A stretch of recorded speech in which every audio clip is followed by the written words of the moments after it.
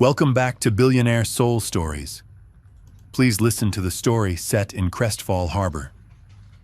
He was a billionaire who had just buried his pregnant wife and unborn daughter. She was a starving 6-year-old with nothing left except one last candy. When she placed it in his shaking hand, the world paused, because that tiny gift was about to turn 2 broken lives into a family. Graham Kingsley sat on the same iron bench in Gullbridge Park, the one that never warmed no matter how bright the winter sun pretended to be. Frost clung to the metal like memory. He had been there 19 days, same hour, same silence. A billionaire surrounded by passing joggers, laughing couples, barking dogs, yet unseen, untouched, unfinished. His phone rested in his palm. The screen was dark, but his thumb hovered where Elena's name used to glow. The last voicemail lived in his head, now burned in. Her laugh, her breathless voice saying the baby kicked again. Then the crash. The hospital lights. 2 flat lines where a future had been. Elena was gone. Their unborn daughter, Viviana, gone with her. A wife and a child who never reached the world buried together in one unbearable sentence. Since then, Graham didn't rush. Didn't care about time. He came here to disappear slowly where life could pass him without questions. Wind shook the bare branches overhead. Somewhere children screamed with joy from the playground. The sound felt cruel. Graham stared ahead, eyes hollow, hands clenched inside an expensive coat that suddenly meant nothing. He wondered not for the first time how long a man could sit still before he vanished completely. Footsteps crunched softly on frozen gravel. Small footsteps. Graham didn't look up. He didn't want to be seen. He wanted to remain part of the bench, part of the cold, part of the absence that had swallowed him whole. The steps stopped directly in front of him. A shadow fell across his shoes. The air shifted as if the park itself was holding its breath. Slowly, reluctantly, Graham lifted his eyes. And in that fragile pause, his life tilted unknowingly, awaiting a kindness small enough to shatter everything he had left. A little girl stood in front of him. She couldn't have been more than 6, too thin for winter. A faded hoodie hung off her shoulders, sleeves frayed, zipper broken. An old backpack, stitched and restitched, rested against her legs like it had survived wars. Her eyes, impossibly bright, studied Graham without fear. She smiled. Not polite, not cautious. Real.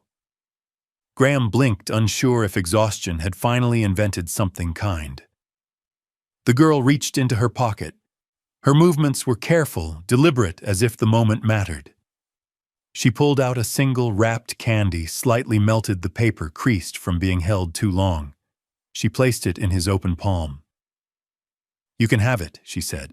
Her voice was soft but steady, like she believed in what she was doing. Graham stared at the candy, then at her. His throat tightened. Why, he asked, his voice rough from disuse. "Because you look like the sad doesn't sleep anymore," she replied simply. "Candy helps a little." "My mom said that." The word mom struck like a blade. Graham's hand trembled. He closed his fingers around the candy as if it might disappear. "Is this all you have?" he asked. She nodded. "I got it yesterday. I was saving it. But I think you need it more." Something cracked inside him. A sound escaped his chest that wasn't quite a sob, wasn't quite a breath. "You're an angel," he whispered. She giggled, pleased. "I'm Junie." "Graham," he said. "Thank you." Junie stepped back, already turning away. "Eat it later," she said over her shoulder. "When the bad thoughts get loud." Then she ran, light feet fast, heart vanishing between the bare trees. Graham sat, frozen candy clenched in his fist. For the first time since the funeral, warmth spread through his chest. And he didn't hate it. Graham didn't eat the candy. He carried it home like something sacred, tucked carefully inside his coat pocket. The city lights blurred as he walked. Towers of glass reflected a man he no longer recognized, tailored, composed, empty. Inside his penthouse, silence greeted him like a familiar enemy. The space was vast, immaculate, untouched. No laughter, no music, no Elena humming while cooking, no tiny nursery clothes folded in hopeful piles. Graham removed his coat and sat on the edge of the couch. He pulled the candy out slowly and placed it on the marble table. Such a small thing. And yet his chest ached looking at it. He closed his eyes and saw Elena again, her hand over her stomach, smiling as she whispered, "She's going to be stubborn like you." He saw the ultrasound image, the curve of a life that never breathed. His breath hitched. The candy hadn't chased the sadness away, but it had interrupted it. That night, Graham slept for more than 2 hours for the first time in weeks. He dreamed of a small voice and bright eyes and warmth in cold hands.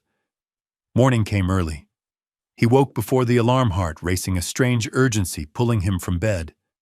The candy was still there, untouched. He slipped it back into his pocket. Without showering, without checking emails, without caring about meetings or markets or money, he went back to Gullbridge Park. The bench waited. The cold waited. And so did hope, though he didn't have a word for it yet.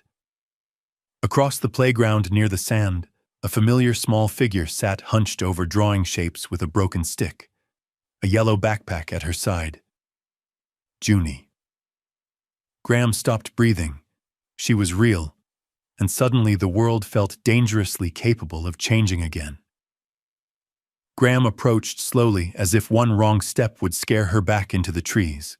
Junie sat in the sandbox with her knees tucked under her hoodie, pulled tight, a stick in her hand like a pencil. She didn't look up until his shadow crossed the sand. Her face brightened in an instant. "You came back. I said I would," Graham replied, and the way her smile widened made him feel both honored and ashamed. Honored to be wanted, ashamed that such a small promise meant so much to her. Junie returned to her drawing. In the sand, a crooked house with a triangle roof, a sun with too many rays, and a tiny girl holding a bigger woman's hand. The bigger woman had a long skirt and hair like a waterfall. "That's my mom," Junie said, tapping the figure gently. She liked flowers. Graham crouched beside her. The cold bit through his slacks. He didn't care. "Did you eat today?" Junie shook her head, eyes still on the sand. "Not yet. I'm waiting." "Waiting for what?" She glanced up like the answer was obvious. "For someone to be nice." The sentence hit Graham harder than any headline ever had. He swallowed. "Come with me," he said. "There's a diner across the street.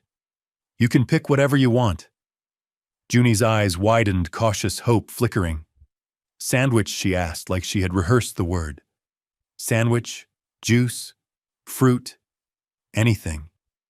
She nodded once, quick and serious. "Okay, but don't disappear. I won't." Graham left at a run. In the diner, warmth and coffee smells wrapped around him. He bought 2 sandwiches, yogurt, apples, cookies, hot soup, and a cup, more than one child could eat, because he couldn't stand the idea of her hunger returning the moment he blinked. When he hurried back, Junie was still there, drawing a cat, now adding whiskers with intense concentration. She accepted the bag with both hands and sat cross-legged in the sand. She didn't grab. She didn't hoard. She opened the sandwich and ate slowly, as if speed might ruin it. "This is good," she said, voice muffled by bread. Then she paused, swallowed, and added, "Thank you, Graham." He watched her chew, watched her keep her crumbs inside her palm. "Junie," he said quietly, "where do you sleep?" Junie's fingers tightened around her juice box. She stared at the sand and drew one more small flower. "Places," she answered, "where people don't look too hard. Library steps, the bus station, under the footbridge if it's dry at night." Graham's chest tightened.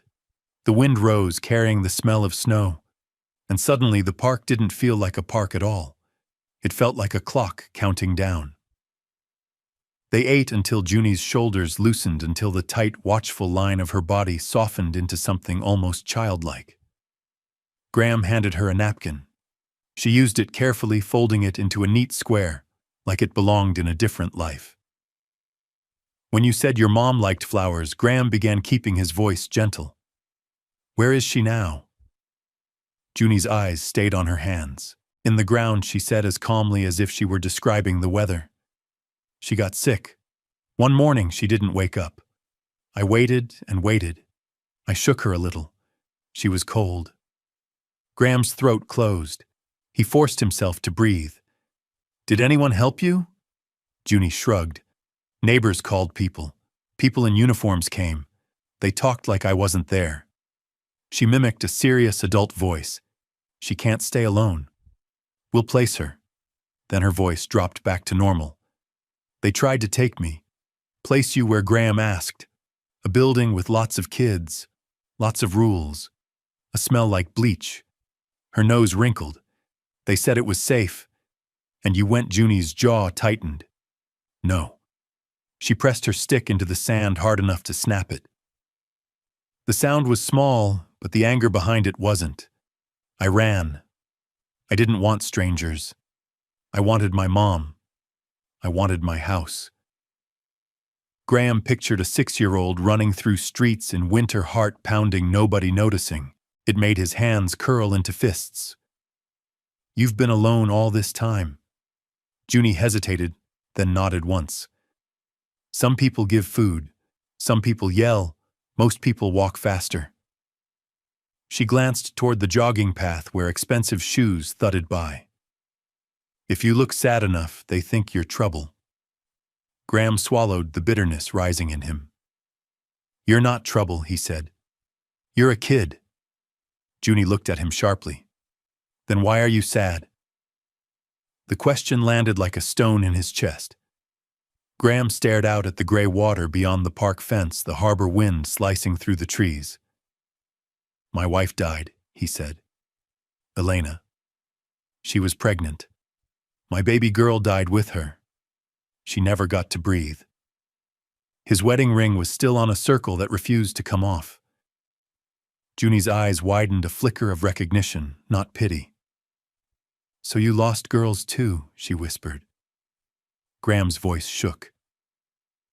I don't know how to live after that. Junie reached into her backpack and pulled out the candy wrapper, empty now, only paper. You can, she said, placing it in his palm like a tiny flag. If you disappear, who will remember them? Graham stared at the crumpled paper and felt the park tilt again toward something dangerous, tender, and real. Junie's question haunted him all the way back to the bench. Graham sat with the candy wrapper in his palm, its edges soft from her small fingers. It should have been trash. Instead, it felt like evidence proof that kindness had touched him when he didn't deserve it.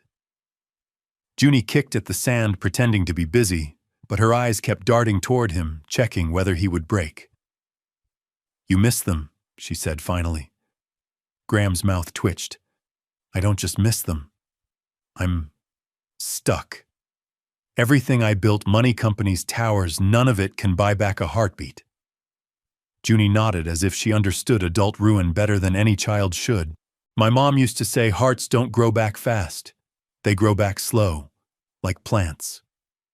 The word plants made Elena appear in his mind, kneeling on their balcony, laughing as she pressed seeds into soil, whispering, We'll teach Vivi to water them.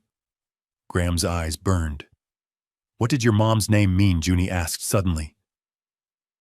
Elena, he answered, voice thin. Light. Junie tilted her head. Then she would want you to find light again. Graham let out a broken laugh. And how am I supposed to do that? Junie pointed at his hand. You kept my wrapper. I kept your candy, Graham corrected. I couldn't eat it. Because it mattered, Junie said, sure of herself. Sometimes small things matter more than big things. Big things. Big things fall. Her gaze flicked to the skyline beyond the park, glass towers glittering like ice. Graham felt exposed, as if she'd looked straight through his wealth to the hole inside him. Junie stood, brushing sand from her knees. Are you coming tomorrow? Yes, Graham said immediately. She narrowed her eyes, suspicious. Promise like real. Graham lifted his right hand as if taking an oath. Real. I'll be here. Same time, same place, and I'll bring breakfast.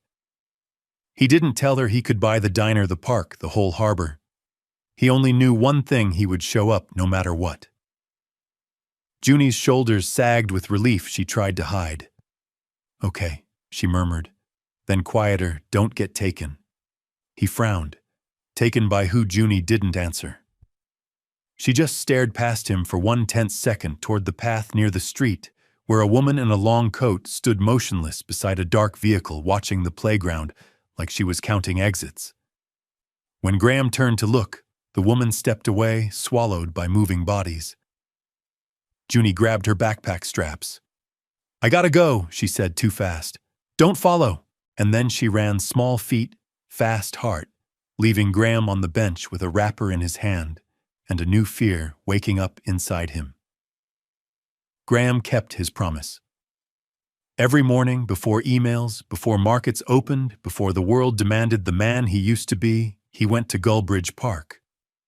Always the same bench, always food in a paper bag that steamed in the cold. And every morning, Junie was there, sometimes drawing, sometimes watching birds, sometimes just waiting like the park was her address.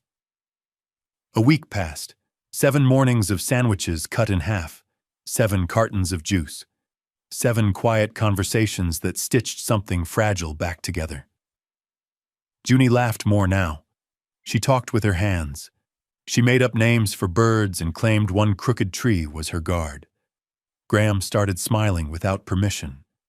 But every evening when he returned to his silent penthouse, the smile faded. He lay awake imagining Junie curled somewhere unsafe, the cold biting through her hoodie. The thought gnawed at him worse than grief ever had. On the 8th morning, the air felt wrong. Junie was drawing, but she kept looking over her shoulder. Her stick scratched nervously through the sand. Graham noticed it immediately. What is it? He asked. Nothing, she said too fast. Then he saw it, a black van parked along the street, engine idling, windows tinted too dark for comfort. It hadn't been there before.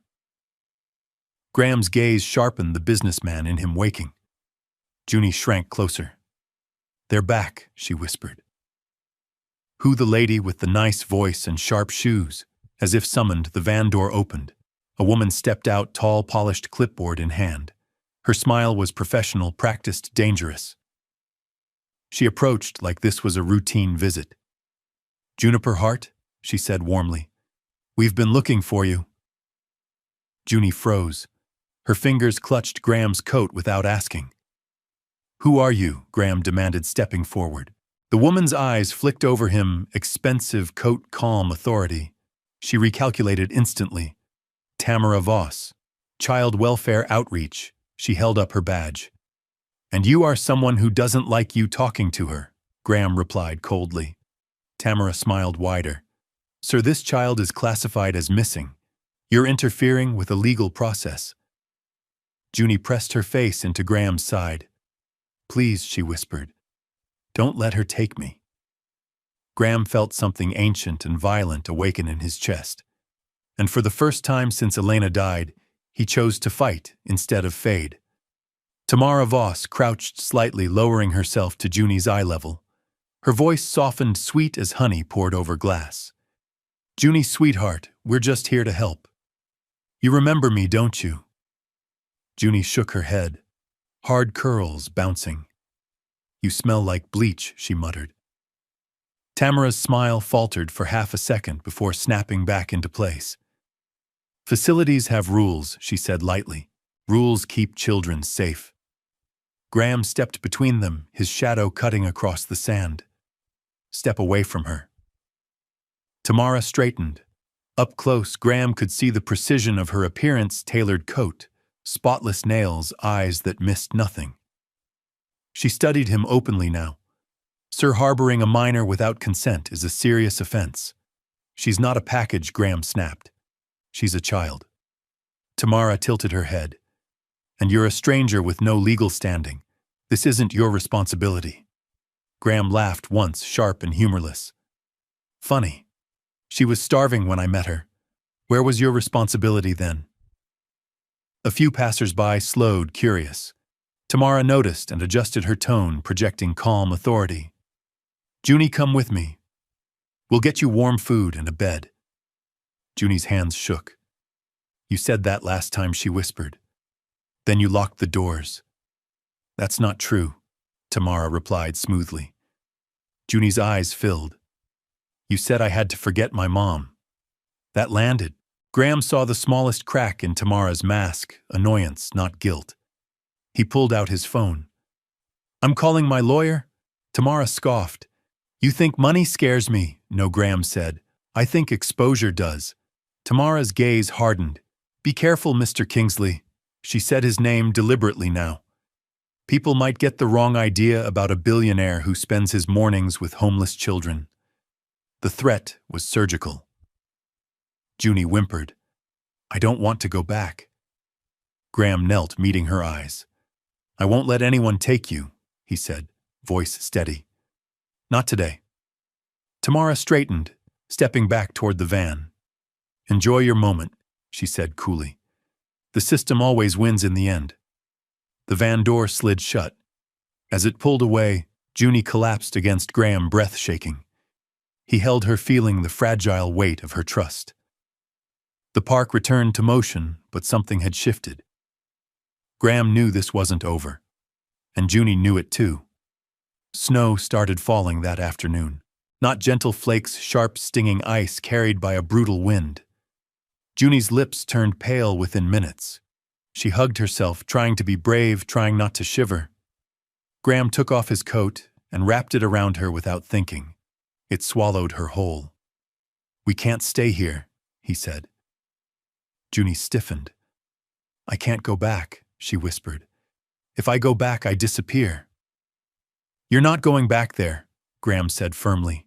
He hesitated only a second before crossing the line that couldn't be uncrossed. Come with me, just for tonight. A warm bath. Food. A real bed. Junie stared at him, eyes wide with fear and longing colliding. People say that, she said. Then they change. I won't, Graham replied. And if you want to leave tomorrow, I'll bring you right back here. She bit her lip. Snow clung to her lashes. Promise like real. Graham reached into his pocket and pulled out the candy wrapper. He placed it in her mittened hand. This is how it started, he said. I don't break beginnings. Junie looked at the wrapper, then at him. Her hands trembled. The park groaned under the rising wind. Darkness crept in early. Finally, she nodded. Okay, she said softly. But if I get scared, you stop. I stop, Graham agreed instantly. She slipped her hand into his. It was small, cold, trusting. As they walked toward the street, Graham felt the weight of the city shift. Every step carried risk, police paperwork, headlines, the woman with the clipboard. But none of it mattered, because behind him was a bench that had tried to swallow him. And beside him was a child who had shared her last candy and chosen to believe again. For the first time since the crash, Graham Kingsley walked forward, not away from grief, but through it, knowing that whatever waited on the other side, he would face it, standing not alone. Graham's house was too quiet. The elevator opened into a space designed for admiration. Not warmth, high ceilings, glass walls, polished stone floors that echoed every step. Junie paused at the doorway, clutching her backpack straps so tightly her knuckles turned white. This is where you live, she whispered. Yes, Graham said, suddenly uncomfortable. You can come in. Junie stepped inside like the floor might give way beneath her. She moved slowly, carefully, eyes wide, afraid to touch anything. The city lights shimmered through the windows, but the room itself felt hollow, like a museum dedicated to a life that had stopped. You must be freezing, Graham said. Do you want a warm bath? Her eyes lit up, cautious hope blooming. A real one, a real one. In the bathroom, steam rose as water filled the tub. Junie tested it with one finger, then smiled. Graham handed her an oversized t-shirt and sweatpants. Take your time, he said, closing the door softly. In the kitchen, he stared at the refrigerator, realizing how little he cooked anymore. He made scrambled eggs and toast simple, imperfect human. When Junie appeared, hair-damp clothes swallowing her frame, she looked like a child again, not a survivor. They ate at the counter. Junie chewed slowly, savoring each bite. "It's warm," she said. "Everything is warm." "Do you want to sleep?" Graham asked. She hesitated. "Where?" He led her to a small guest room, clean sheets, a thick blanket, a nightlight he hadn't noticed before. "It's just for tonight," he said gently. Junie climbed onto the bed and pressed the mattress. "It's soft." Graham nodded. "You're safe here." She looked up at him, eyes serious. "You won't lock the door?" He said quickly. "Never." Satisfied, she curled under the blanket. "Good night, Graham." "Good night, Junie." He closed the door halfway and stood in the hallway listening. The house sounded different now. Not alive, but not empty either. Later, a sound broke the silence. Crying. Soft. Choked. Trying not to exist. Graham froze, heart pounding. Then he walked toward it. The crying came from Junie's room. Graham stood outside the door, hand hovering, unsure. He had money for any problem lawyers, for any threat. But this was different. This was small and human and fragile. The sob broke again, sharper this time. "Please don't leave," Junie whispered through tears. "I was good." That was enough. Graham pushed the door open quietly. The nightlight cast soft shapes across the room. Junie was curled tight beneath the blanket, shaking face wet with tears. "Junie," he said gently, sitting on the edge of the bed. "You're safe." Her eyes fluttered open, unfocused. "Mom," she murmured. "I'm here," he said. "You're not alone." She sat up suddenly and clung to him, arms wrapping around his neck with desperate force. Graham stiffened for half a second, then held her carefully, like something precious he was terrified of breaking. "She left again," Junie cried. "She keeps leaving." Graham swallowed hard. "She's not leaving you tonight." Her breathing slowed, but her grip didn't loosen. "Stay," she whispered. "I will," he promised, and meant it with everything he had left. They stayed like that, the billionaire and the child sitting on the edge of a bed in the middle of the night. Junie's sobs softened into hiccups, then into deep, exhausted breaths. When she finally fell asleep against him, Graham didn't move. He watched her face relax, the fear easing just enough for rest to claim her. He tucked the blanket around her shoulders and stood slowly, like gravity itself might wake her. Before leaving, Junie stirred and whispered, half asleep, "If you go, I'll turn into nothing." Graham leaned close. "You're something," he said softly. "You always were." Back in his room, sleep refused to come. He stared at the ceiling, heart heavy and awake. He realized then that bringing Junie inside wasn't the dangerous choice. Letting her go would be. Morning sunlight crept across the living room floor. Graham woke to the sound of movement, small footsteps, hesitant but curious. He followed the noise and found Junie standing in the middle of the room, looking around like the house had changed overnight. "Good morning," he said. She smiled shyly. "It's quiet, but not scary quiet." After breakfast, Graham left for the first time since bringing her home. "I'll be back soon," he said. Junie watched from the window until he disappeared. 2 hours later, he returned with bags more than he intended. A small wooden table, 2 tiny chairs, colored pencils, crayons, paper, a stuffed bear with one ear slightly bent. Junie's mouth fell open. Is this for me?" "Yes," Graham said. "I thought you might want your own space." She pointed to a corner by the window. "There, the sun comes in there." They set it up together. Junie ran her hand over the smooth table, eyes shining. "I've never had something that stayed." "It stays," Graham said. She sat and immediately began to draw houses, suns, flowers. She hummed softly as she worked, a sound that filled the house in a way nothing else ever had. Throughout the day, Graham found little notes taped around the apartment. The sun is nice here. I like eggs. This bear is brave. That evening, Junie handed him a drawing, two stick figures holding hands. Who's this? He asked. That's us, she said. You didn't disappear. Graham felt his chest tighten. I'm not going to. She studied him seriously. Promise, like real, he answered. As Junie returned to her table humming again, Graham understood something quietly terrifying and beautiful. The house was no longer just holding grief. It was learning how to hold a future. Junie discovered the door by accident. She had finished drawing and wandered down the hallway, her socks whispering against the floor. Most doors were open now. The bathroom, the guest room, Graham's bedroom, which she never entered without asking. But at the very end of the hall, there was one door that stayed closed. Always closed. Junie stopped in front of it. The handle was colder than the others. She touched it, then pulled her hand back, as if the door might bite. The house felt different here, quieter, heavier, like the air itself was holding something back. She turned the knob. The door opened. Inside was a room frozen in time. A small white crib stood near the window. Pale curtains with tiny yellow suns hung perfectly straight. On the wall were shelves filled with folded baby clothes never worn, never touched. On a dresser sat a framed ultrasound photo and a piece of paper with a name written in elegant handwriting. Viviana. Junie stepped inside slowly, her heart pounding. Hello, she whispered, unsure who she was greeting. Behind her, Graham froze. He had been carrying laundry when he saw the open door. The sound left his lungs in one sharp breath. His legs refused to move.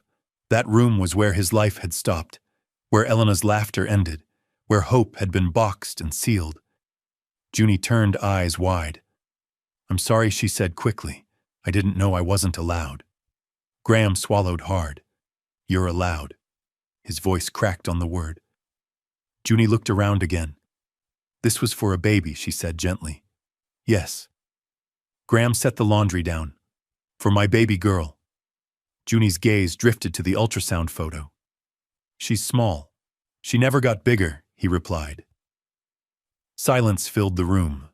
Not awkward, not rushed, just heavy and real. My wife, Graham, continued, words spilling out now unstoppable. She was pregnant when she died. A car ran a red light. I got a phone call, then a hospital room, then nothing. His hands trembled. I never even got to hold her. Junie walked closer and stood beside him. What was her name? Viviana, he said. We were going to call her Vivi. Junie nodded solemnly. That's a pretty name. Graham laughed weakly. Her mom's name meant light. I thought maybe she would be my light, too. Junie reached out and touched the crib, careful, respectful. Does she know you're sad? Graham's throat tightened. I don't know. Junie slipped her hand into his. Then I think she sent me. The words struck him with quiet force. Junie looked up. Can she have a sister who didn't come first? Graham knelt, tears finally spilling. If you want to. Junie hugged him, then small arms, steady heart. Not to fix him. Not to explain anything. Just to stay. And for the first time, the room didn't feel like a tomb. It felt like a promise waiting to be kept. Downtown Crestfall Harbor glittered in winter sunlight. Junie walked beside Graham, holding his hand loosely, as if testing whether it would still be there if she let go. She watched everything, the buses, the shop windows, the reflections of people she might have been if life had been kinder. They stopped for ice cream, even though it was cold.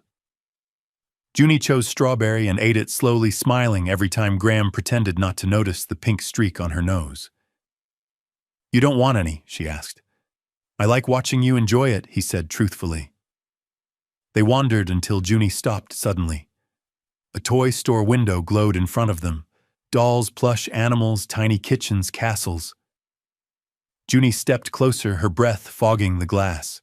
Her eyes locked on one doll. She didn't point. She didn't ask. The doll wore a soft blue dress with lace sleeves and a satin ribbon at the waist. Long blonde hair, bright blue eyes. She looked loved even from behind glass. "She's beautiful," Graham said quietly. Junie nodded. "My mom and I used to look at dolls like that." "Did she buy you one?" Junie shook her head. "We just looked. Mommy said one day when things were better." Her smile wavered. "We gave them names." "What was this one's name?" Junie smiled faintly. "Princess Sophia." They stayed a moment longer. Then Junie stepped back. "Can we go now?" "Of course." But as they walked away, Graham felt something tighten in his chest. He looked back at the doll at the empty space beside Junie where a childhood should have been. After lunch, Graham told Junie to wait in the car. "I forgot something." He returned to the store alone. Princess Sophia came home in a simple bag. When he handed it to Junie, she frowned. "For me, open it." Her hands trembled as she pulled the doll free. For a second, she didn't speak. Then she hugged it so tightly her shoulders shook. "She's real," Junie whispered. "She's really mine." "She always was," Graham said. "She was just waiting." Junie looked up, tears shining. "My mom would have liked this." "I know." That night, Junie placed the doll beside her pillow. "Good night, Sophia," she whispered. "You're safe now." Graham watched from the doorway, heart full and breaking all at once. Giving gifts didn't feel like charity. It felt like returning something that had been stolen long ago. The drawing waited on the kitchen table. Graham saw it before he saw Junie. It was brighter than her usual sketches lines, pressed harder colors layered with care. Two figures stood side by side holding hands. One tall, dark-haired. One small, smiling, holding a doll in a blue dress. Above them, written in careful letters, "Me and my friend Graham." Graham picked up the paper, as if it might shatter. His chest tightened until breathing hurt. "Do you like it?" Junie asked softly from behind him. He turned.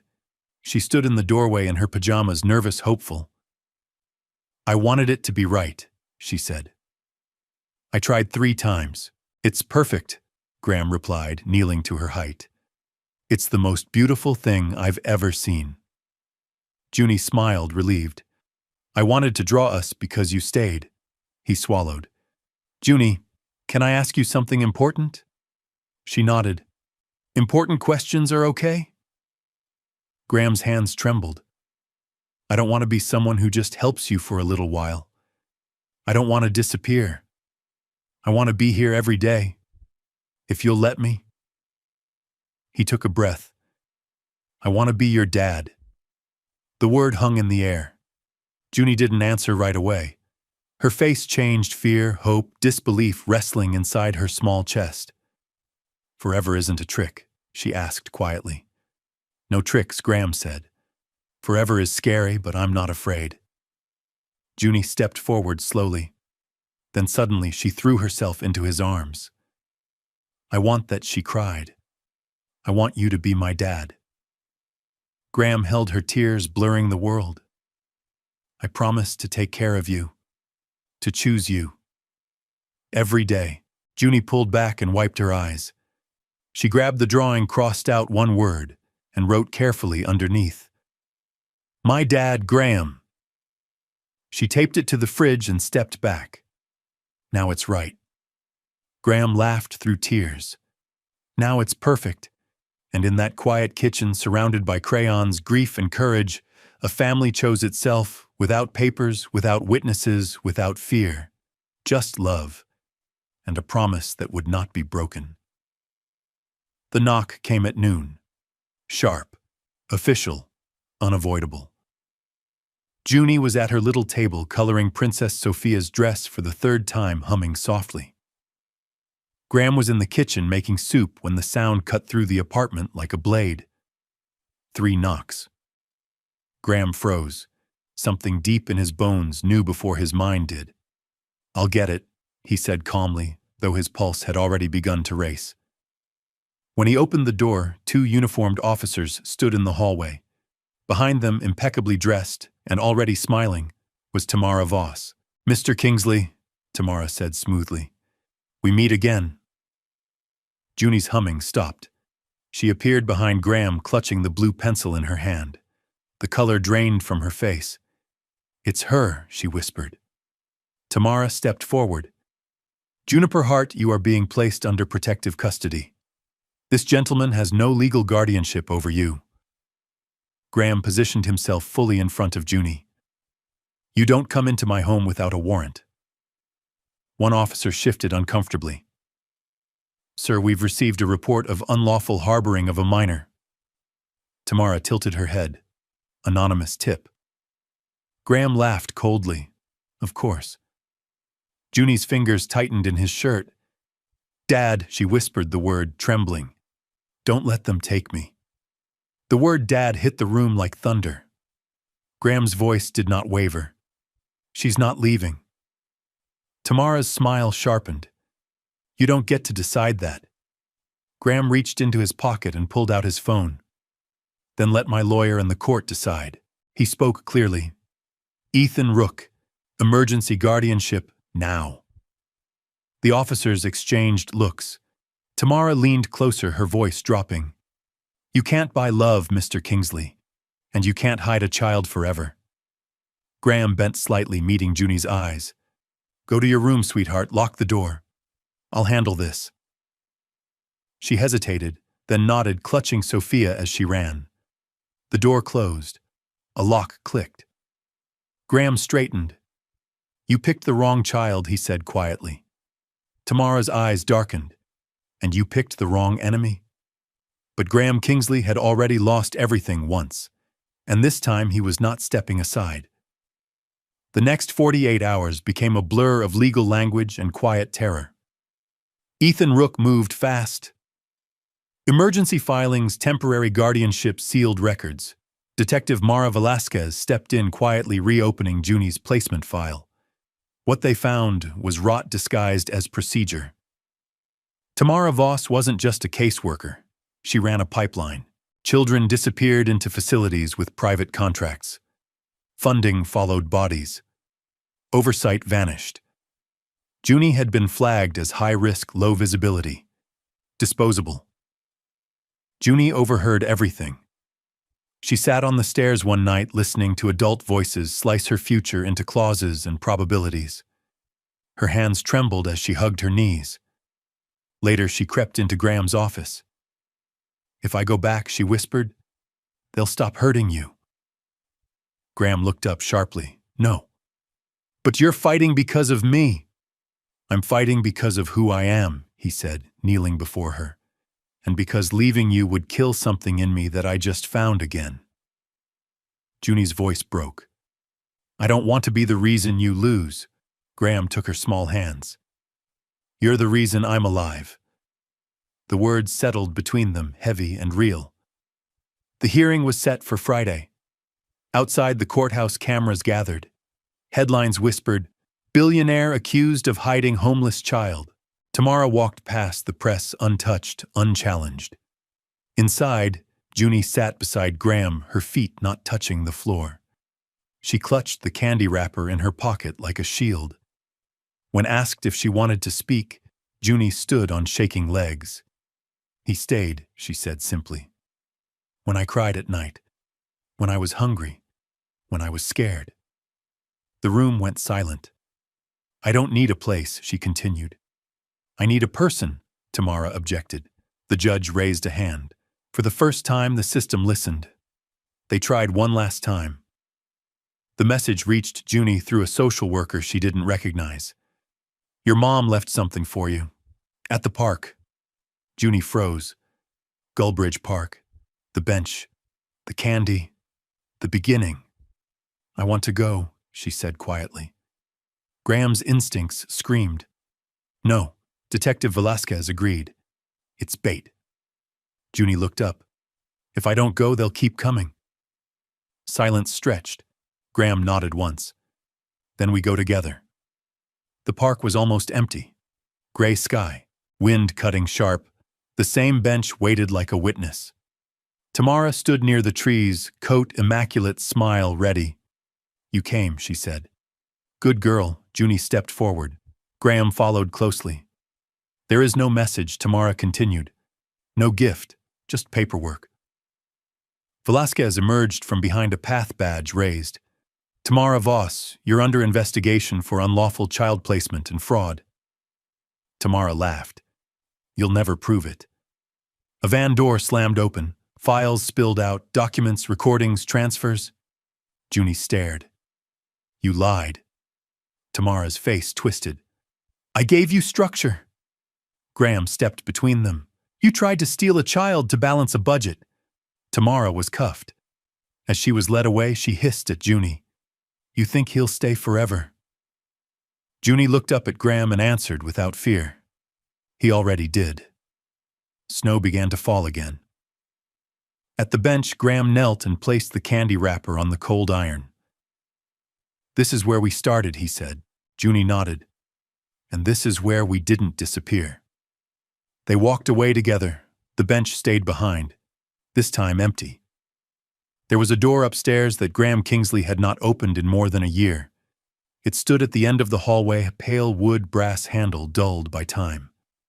Before Junie came into his life, that door had been a boundary between survival and collapse. Behind it lived a future that never arrived.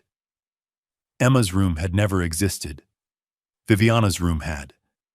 That morning after the park and the arrest and the exhaustion that followed truth finally surfacing, Graham stood at the bottom of the stairs with a small key resting in his palm. His hand trembled, not with fear, but with weight. Junie was in the living room, sitting cross-legged on the floor, dressing Princess Sophia in a paper crown she had cut herself. She looked up. "Are you okay?" "I think so," Graham said honestly. "I need to do something. Would you like to help me?" She studied his face. "Is it a sad thing or a brave thing?" He smiled faintly. "Both." Junie nodded. "Then I'll help." They climbed the stairs together. Each step creaked softly like the house was remembering with them. Graham stopped at the door, breathing once, twice, steadying himself before sliding the key into the lock. The click echoed louder than it should have. The door opened. Sunlight spilled in through the window, illuminating the room exactly as it had been left: white crib, folded baby clothes, pale yellow curtains with tiny suns. The smell was faint, clean, untouched. A room waiting forever. Junie stepped inside slowly. "She never slept here," Junie whispered, instinctively lowering her voice. "No," Graham replied, "but she was loved here." Junie walked to the crib and placed her small hand on the railing. "Can I tell her hello?" Graham's throat tightened. "You can." Junie closed her eyes. "Hi, Vivi. I'm Junie. I didn't come first, but I'm going to take good care of your dad." Graham knelt, tears slipping freely now. They stood there in silence, not drowning, not breaking, just holding space for something sacred. After a while, Graham spoke.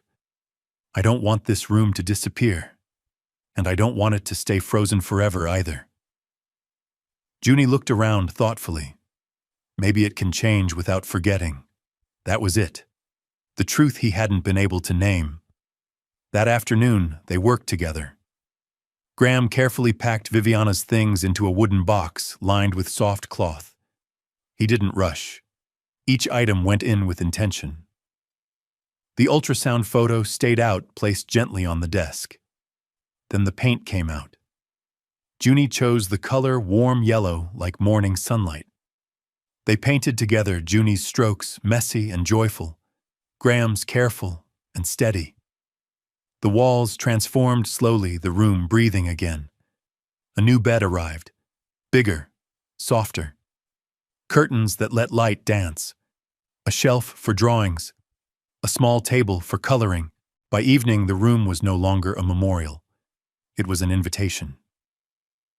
Junie stood in the center, eyes wide. "Is this mine?" "It's yours," Graham said. "And it's hers too, just in a different way." Junie hugged him tightly. "I'll remember her, every day." That night, Junie slept in her new room for the first time, Princess Sophia tucked under one arm, moonlight brushing her face. Downstairs, Graham sat alone holding the wooden box. He wasn't losing Viviana. He was letting her love continue. The courtroom smelled like old paper and polished wood. Graham hated it immediately. Junie sat beside him, feet swinging nervously above the floor, her small hand wrapped tightly around his. She wore a simple blue dress, nothing expensive, nothing strategic, just herself. Across the room, Tamara Voss sat stone-faced, her lawyer whispering urgently beside her. She didn't look at Junie. She didn't need to. This had never been about children. Case number 4173, the judge announced. Petition for emergency guardianship and preliminary adoption review. Graham stood when instructed, his spine straight, his voice calm. He spoke of facts, stability, safety, intention, of a home, of presence. Then the judge turned to Junie. "Juniper Heart," she said gently. "Do you understand why you're here?" Junie nodded. "Yes. Would you like to say anything?" Junie's fingers tightened. Graham leaned close. "You don't have to." She looked up at him. "I want to." Junie stood. Her voice was soft, but it didn't shake. "He stayed," she said, "when I had nightmares, when I was hungry, when the bad lady said I was nothing." Tamara's lawyer objected. The judge raised a hand. "Let her speak." Junie continued. "He didn't ask me to be quiet. He didn't tell me to forget my mom. He let me cry and draw and leave notes. He let me be little." The room went still. "I don't need a building," Junie said. "I need someone who doesn't disappear." Graham's eyes burned. The judge leaned forward. "And do you feel safe with Mr. Kingsley?" Junie didn't hesitate. "Yes. He's my dad." Silence cracked open the courtroom. After a long pause, the judge spoke. "Emergency guardianship is granted effective immediately." Junie gasped, covering her mouth. Graham closed his eyes. "Pending full adoption review," the judge continued. "But let me be clear, this court sees no reason to remove a child from a home built on demonstrated care." Tamara's shoulders slumped. Outside, cameras waited. Headlines would change. Stories would twist. None of it mattered. In the hallway, Junie jumped into Graham's arms. "You didn't disappear," he laughed through tears. "Neither did you." Later that evening, back home, Junie ran straight to the refrigerator. She took down her drawing. With careful strokes, she crossed out the old words and wrote new ones. "My dad, Graham." She stepped back, satisfied. Graham reached into his pocket and pulled out the candy wrapper, soft, fragile, irreplaceable. He placed it in a small box beside Viviana's ultrasound and Elena's final note. 3 lives. 1 beginning. That night, as Junie fell asleep in her yellow room, Graham stood in the doorway and whispered a promise, not to the past, not to grief, but to the future. "I'm here. I'm staying." And this time the world agreed. The house was quiet again, but it was a different kind of quiet. Morning light filtered through the yellow curtains in Junie's room, painting soft shapes on the walls. She slept curled on her side. Princess Sophia tucked beneath her chin, one hand resting on the blanket, as if afraid the warmth might escape. Graham stood in the doorway longer than necessary. For the first time in over a year, the silence didn't feel like punishment. It felt earned. Downstairs, he opened the small wooden memory box on his desk. Inside lay 3 things. Elena's handwritten note from years ago. Viviana's ultrasound photo and the crumpled candy wrapper Junie had given him on a frozen bench. Such a small beginning. He picked up the wrapper, carefully remembering the weight of Junie's hand, placing it in his palm. Remembering how close he had been to disappearing completely. Remembering how a child with nothing had chosen to give anyway. Footsteps padded softly behind him. "Dad," he turned. Junie stood in the doorway, hair still messy from sleep, eyes clear and bright. she looked at the open box. "Is that the candy paper?" "Yes," Graham said. "This is where everything started." Junie walked closer and studied the wrapper. "I almost ate it," she admitted, "but something told me not to." Graham smiled. "I'm glad you didn't." She thought for a moment. "Can we keep it forever?" "We will," he said. "Together." They closed the box. That afternoon, they went back to Gullbridge Park. The bench was still there, cold and ordinary. People passed by unaware. Graham sat Junie beside him, their shoulders touching. For a moment, neither spoke. "This is where you were very sad," Junie said. "Yes. And this is where I was very hungry," she added. Graham laughed softly. "And this is where we met." Junie slid off the bench and placed a small flower on the iron seat. "For Vivi," she said. Then another. "For my mom." Graham's chest tightened, not with pain, but with gratitude. As they walked away, Junie looked back once, then forward again, choosing motion over memory. Weeks passed. Paperwork followed. Meetings, interviews, official words that tried to define what love already had. None of it scared Junie anymore. She had a room, a table, a dad who stayed. One evening, Graham found a new drawing taped to the fridge. A house, a sun, a tall man, a small girl, and above them written carefully, "Our family." He pressed his forehead to the paper and breathed. That night, as he tucked Junie into bed, she yawned and asked Dad, "Yes, sweetheart. Do you think Elena and Vivi know about me?" Graham smiled gently. "I think they sent you." Junie nodded, satisfied. "Then I'll be really good." "You already are," he said, kissing her hair. After the light was off and the door left open just enough, Graham walked back downstairs and stood by the window, looking out at the city that had once felt endless and empty. He was still a billionaire, still powerful, still broken in places. But now he was also something else, a father. And somewhere in a drawer, a crumpled candy wrapper proved that sometimes the smallest kindness given at the right moment can build a family, heal a man, and turn loss into love that lasts forever. Did this story move you? Share your thoughts in the comments and rate this story from 1 to 10. Don't forget to like, share, subscribe to the channel, and click the bell icon so you don't miss other heartwarming stories. Click on the last screen to see the next emotional chapter waiting for you. See you in the next story.